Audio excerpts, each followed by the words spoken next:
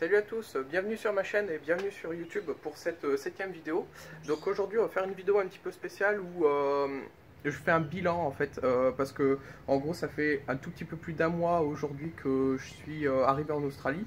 Donc je me suis dit que c'était le bon moment pour faire un petit bilan de comment s'était déroulé ce premier mois et de comment en gros qu'est-ce que je pensais de l'Australie, comment ça s'était passé pour moi, un peu tout ça.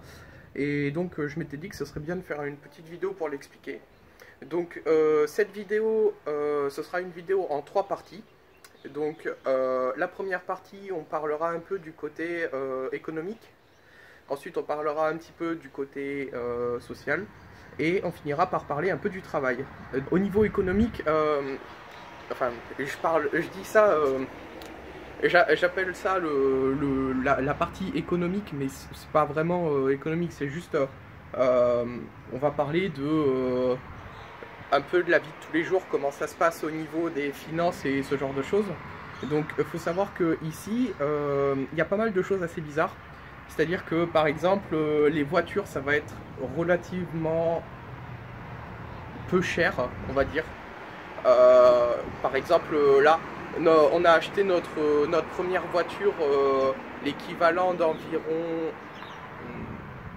1500 €, alors que on trouverait le même modèle en France aux alentours des 2500, je pense, 2500 voire 3000 € peut-être.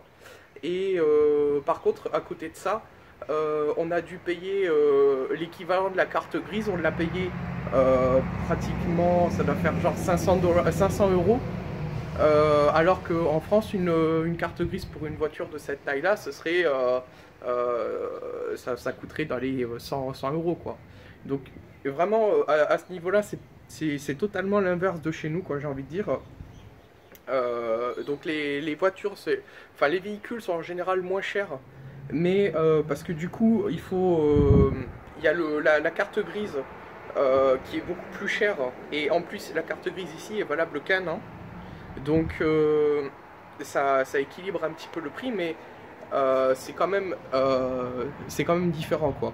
Je veux dire, selon le prix de la carte grise et tout ça, ça peut vraiment varier par rapport à chez nous. Et parallèlement à ça, on a tous les achats du quotidien, c'est-à-dire tout ce qui est nourriture, produits d'entretien, tous ces trucs-là. Ça va être relativement plus cher qu'en France. Par exemple, la viande, par exemple, ici la viande, ça va être hors de prix. C'est-à-dire que l'autre jour, en allant faire les courses, on a vu des morceaux de viande de bœuf qui étaient même pas super, comment dire, même pas super intéressant, ou qui n'avaient pas l'air super bon ou quoi, pour presque 40 $ le kilo. Donc 40 $, ça doit faire genre 25 €, tu vois, vous voyez, pour comparer. Donc c'est quand même assez cher, et globalement la nourriture et tout ça, c'est plus cher et de moins bonne qualité qu'en France, surtout de moins bonne qualité en fait.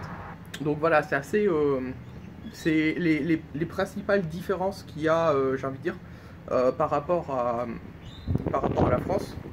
Et aussi il faut se dire que tout ce qui est l'accès aux soins et tout ça, c'est assez cher aussi, et c'est pas remboursé comme en France. La dernière fois j'ai été chez le médecin, juste la consultation chez le médecin m'a coûté 75 $, donc ça fait à peu près 45 €. Donc c'est genre pratiquement le double que chez nous, quoi. Ensuite, qu'est-ce qu'il y a d'autre?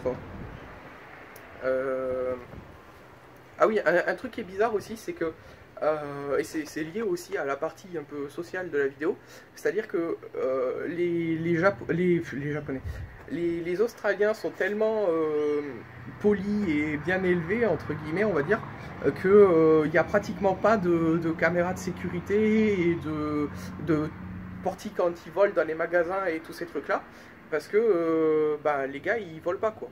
Genre, c'est un peu bizarre, ça fait un peu bizarre quand on rentre dans les magasins ou quand on sort.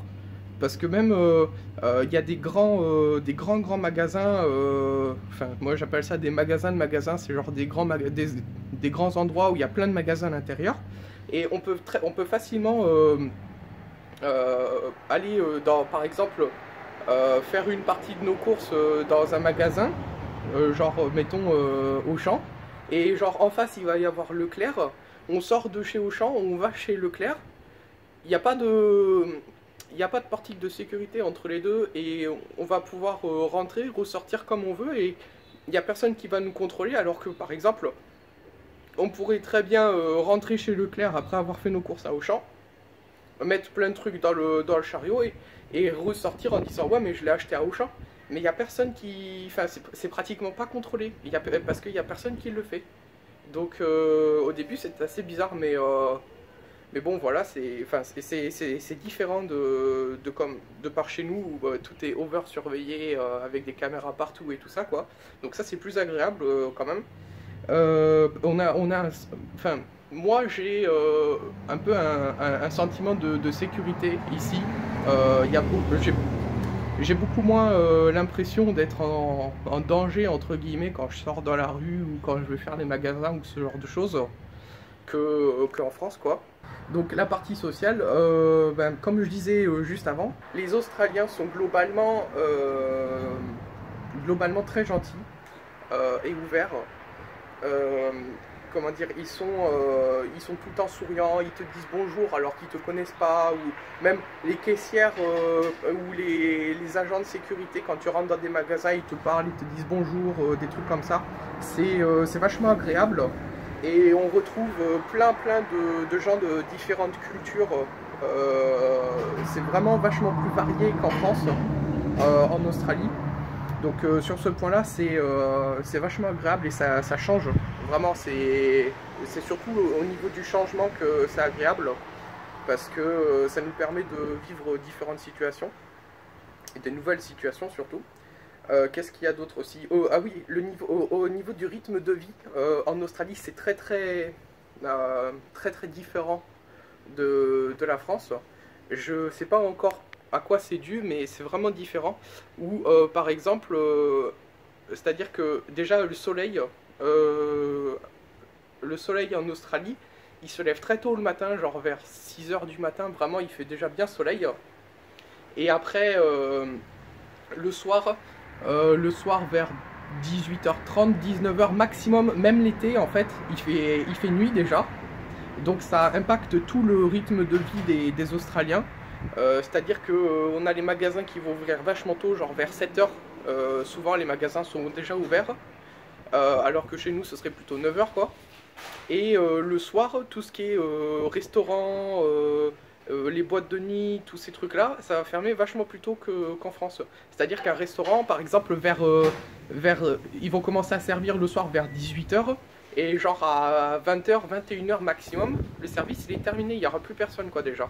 Alors que chez nous ça va durer vachement plus longtemps. Pareil pour les boîtes de nuit.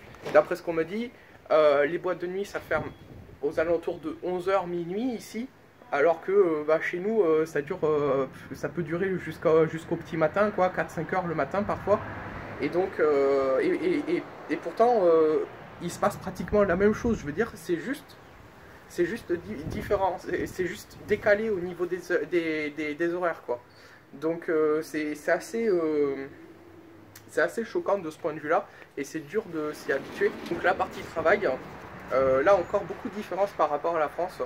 Donc c'est-à-dire que par exemple, on a le salaire horaire en Australie, le salaire minimum qui est vachement plus élevé qu'en France. Ici, après les taxes, ça doit être un truc genre une vingtaine de dollars je crois.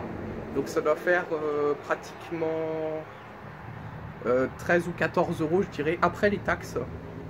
Donc c'est plus élevé que nous avant les taxes, j'ai envie de dire. Donc c'est très différent. Ensuite, on n'a pas trop de taxes prélevées sur le salaire, sur notre fiche de paye, je veux dire. Ensuite, c'est pas super difficile de trouver un travail en Australie, mais par contre, ça peut coûter cher. C'est-à-dire que souvent, la recherche de travail va être rapide, mais ils vont te dire pour pouvoir travailler ici ou pour pouvoir travailler ici, il va falloir passer telle ou telle certification, et là il va falloir payer. Et donc c'est souvent, pour travailler, il faut faire un investissement en fait. Donc ça marche beaucoup comme ça. Il y a beaucoup de certifications à faire et un peu comme des mini-diplômes à passer pour pouvoir travailler dans tel ou tel truc. Comme par exemple pour nous les étrangers, on va surtout voir ce qu'ils appellent la white card, le RSA et une autre truc. Donc c'est trois certifications. La première permet de travailler dans tout ce qui est chantier, tous ces trucs là.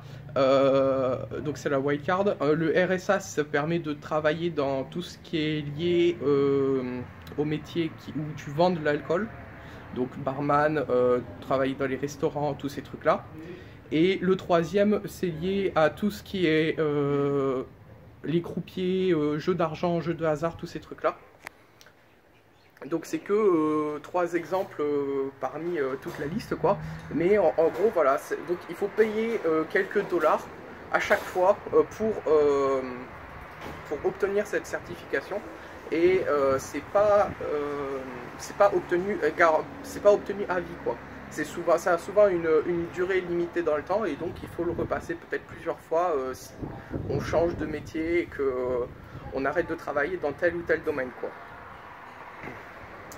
Donc voilà. Après le système de retraite fonctionne différemment en Australie. C'est-à-dire qu'en France, si je ne me trompe pas, on est taxé directement sur notre salaire, une partie de notre salaire et qui va dans une caisse qui est débloquée quand on part à la retraite en gros, et après on nous verse ça tous les mois. Ici c'est un petit peu différent. Déjà d'une, on a le choix de ne pas économiser en gros pour sa retraite, et dans ce cas-là on touche plus de salaire tous les mois, quoi. Ou alors on a le choix d'ouvrir un peu comme un compte en banque, où on dit qu'on choisit quel montant chaque mois on veut verser dessus, c'est prélevé sur notre salaire, et le jour où on dit qu'on veut partir à la retraite, on touche tout d'un coup, enfin on a le choix de toucher ou tout d'un coup ou mensualiser, jusqu'à ce qu'on ait perçu l'intégralité de ce qu'on a déposé tout au long de notre vie, quoi. Pour finir, j'ai l'impression, enfin j'ai pas encore eu trop d'expérience à ce niveau là, mais j'ai l'impression que c'est assez courant de travailler ici 6 à 7 jours par semaine, et de faire aussi beaucoup d'heures, de faire pas mal d'heures par semaine, c'est à dire que Guillaume par exemple disait qu'il faisait que ça lui arrivait régulièrement de faire par exemple 90 heures toutes les 2 semaines, donc ça représente déjà 10 heures de plus par semaine que nous. Et donc ça fait des plus grosses journées, et avec des horaires parfois un peu compliqués et tout ça, mais bon, après c'est juste une question de rythme et de prendre l'habitude, quoi. Donc pour finir cette vidéo, je vais finir juste en faisant une petite mise à jour de notre situation. Donc comme vous pouvez le voir derrière, on n'est plus chez Wanda. On est parti parce que on est censé commencer à travailler dans les jours qui viennent, quoi. Donc on est parti dans une maison en colocation avec plusieurs gens. Donc là pour l'instant on est avec plusieurs Coréens et un Japonais. Et donc on est censé commencer à travailler dans des fermes.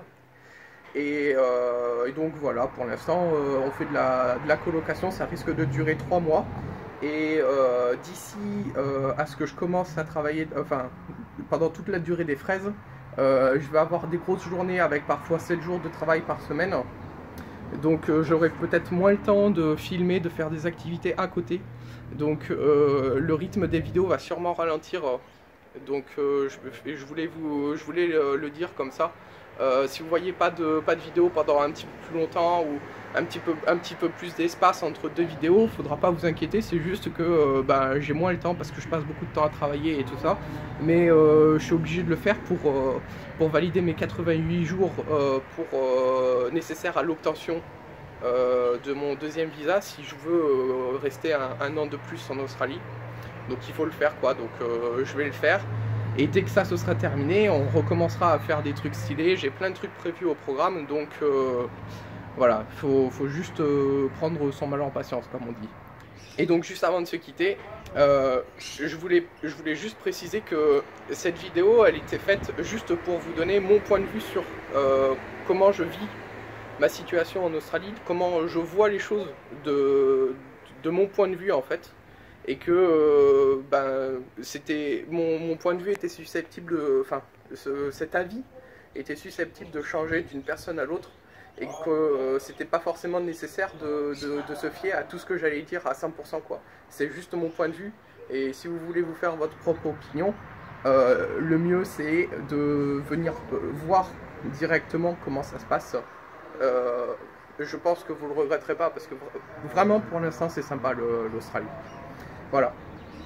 Donc sur ce, moi je vais vous laisser, parce que il va falloir que j'édite la vidéo, et je vais probablement commencer à travailler demain, donc je vais essayer de me coucher tôt et tous ces trucs là. Et donc je vous dis à bientôt. N'oubliez pas de liker, commenter et partager. Ouais. Et vous abonner aussi. Liker, commenter, partager et vous abonner. C'est toujours cool. Et du coup, moi je vous dis à bientôt pour une prochaine vidéo. Il y aura encore une vidéo qui devrait arriver assez rapidement, je pense. Et après, le rythme devrait réduire un petit peu. Et puis, voilà. Donc, à bientôt.